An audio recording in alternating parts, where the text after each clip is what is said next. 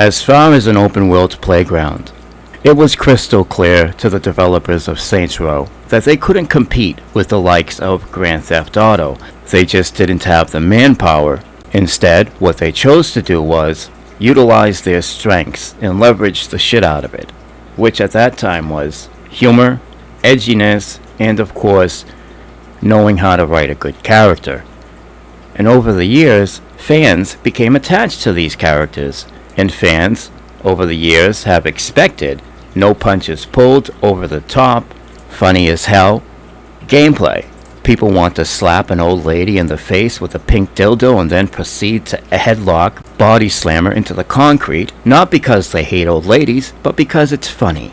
It's funny as shit. And anytime I think about Saints Row, I always smile. I always think back to the days when I played it and the enjoyment I got out of it. And so, when you take these interesting characters away, you tone down the comedy, you make the gameplay and the experience more grounded, as they say, a more gritty experience, you're left with Watch Dogs Legion. Okay, I'm just kidding. You're left with something that's almost unrecognizable to fans. And so it only makes sense that they're going to react. And react they did. Sure, every now and then you'll have somebody that loses the plot, goes a bit overboard, right? Blows things out of proportion. That's always going to happen. But the majority of people were reasonable, level-headed. They were cool about it. Like, hey guys, what's going on here? Why would you move away from the formula that made you popular in the first place? People were genuinely dumbfounded. And I'm shocked that these developers would in turn call them haters, because that's how developers treat their fans in this day and age. Like they're disposable.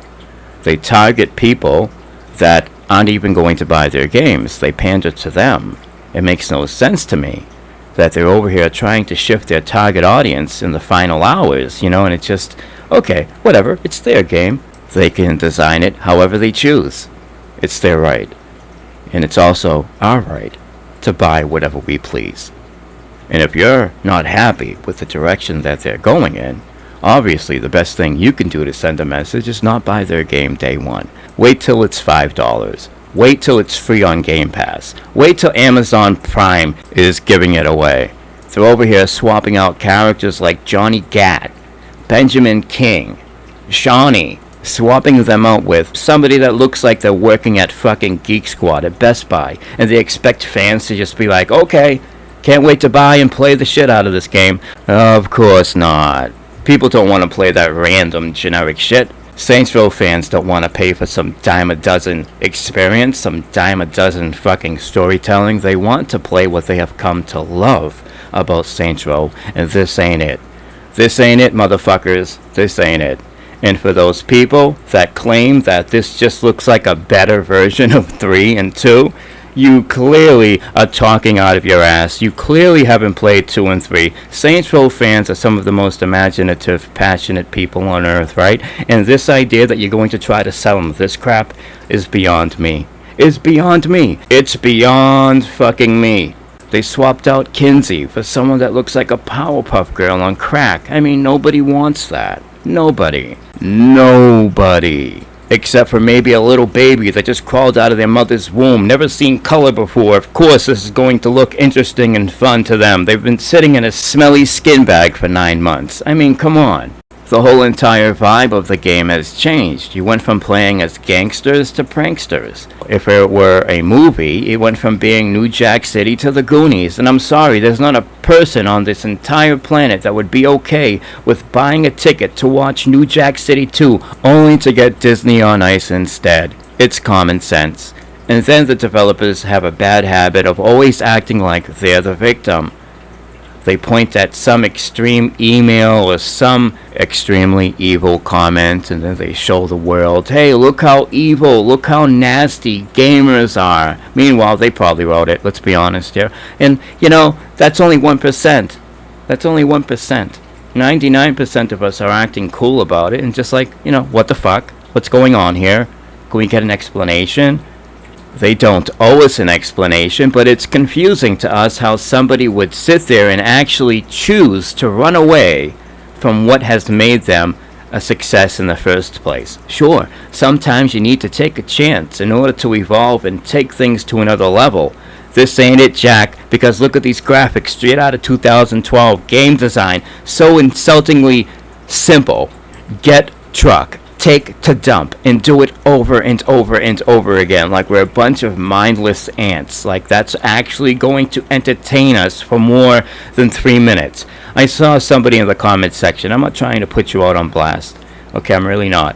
But I found it insane that this person actually thought traffic density, a change in traffic density, that a change in traffic density would actually be enough to keep us engaged. I'm sorry. I tried that like 6 different times and I laughed every single time. Almost kind of like how I laughed when I would play a Saints Row game. But anyways, I don't totally blame him, okay, because these companies have us out here dumb as rocks, manipulated to think like Battle Pass is better than having total freedom over your customization. They have manipulated us to believe that grinding 6 days to unlock a hat or a color is the way. You know, it's not the fucking way. Okay? Take it from me, somebody that's been playing games for a long time, and it never used to be this way. Back in the day when developers cared more about making an enjoyable, interesting game rather than using it as merely a vessel to spread a message, to spread awareness, or whatever fucking bullshit their lazy asses has come up with to do less work, okay? And then they want to fucking guilt trip people into buying their shit. Like they're the victim here. No, the only thing they're a victim of is being a coward, okay? That's the only thing they're being a victim of. Not having a backbone, not being terrified that any little thing they do in their game is going to offend somebody. Therefore, they have to make it as vanilla, stripped down, and generic as possible so they don't offend anybody. That's the only thing they're a victim of. Let's make that crystal clear. They're not a victim of their fans turning on them. They turn their backs on their fans, many of whom have been there day one. And it's just mind-boggling to me that now they're deciding to just change their target demographic, because that's obviously what they're doing. They want to appeal to a different type of person, somebody that's clearly boring and hates everything about life. Look, I understand. God knows I understand. There's not a whole bunch to play right now, and so we get desperate like a fat chick. You know, fuck anyone with a pulse. Just hang on, okay? Hang on.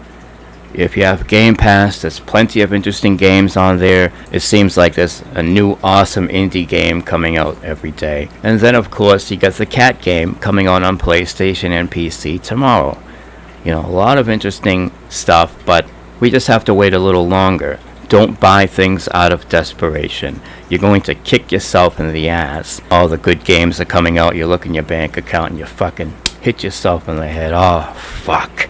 That's right. I wasted $60+ on that hot piece of poo. Sad excuse for a Saints Row game.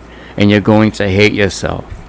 Your mother's gonna be like, no, you just said this a month ago. You said Saints Row is going to be the most amazing game, and now you're saying it again. No, you can't have another $60. Trust me. The right decision, the right play to make here is to avoid this monstrosity, to avoid this manifestation that they're calling Saints Row. It's a Saints Row game only in name, not in heart, not in spirit, and certainly not in soul.